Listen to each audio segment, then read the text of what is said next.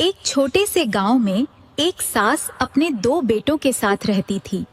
दोनों बेटों की शादी हो चुकी थी। बड़े बेटे की पत्नी एक अमीर घर से थी। उसे महंगे कपड़े पहनना, सजना संवरना और आराम से रहना पसंद था। छोटे बेटे की पत्नी गरीब घर से थी। वह सीधी सादी, मेहनती और दिल की बहुत अच्छी थी। सास को शुरू से ही अमीर बहू ज्यादा पसंद थी। वह उसे अच्छे कपड़े देती, उसकी हर बात मानती और उसे बहुत प्यार करती थी।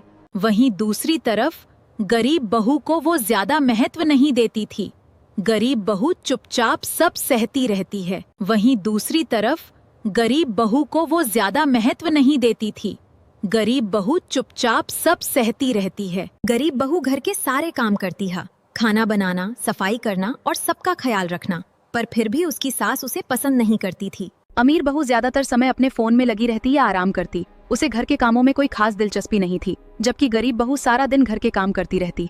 एक दिन अचानक सास की तबीयत बहुत खराब हो गई।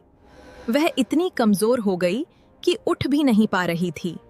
अमीर बहू ने देखा, लेकिन उसने कहा, मुझे बाहर जाना है, आप किसी को बुला लो, और वो चली गई।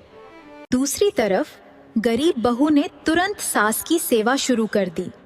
उसने दवाई दी, खाना खिलाया और पूरी रात जागकर उनकी देखभाल की। कई दिनों तक वह बिना थके उनकी सेवा करती रही।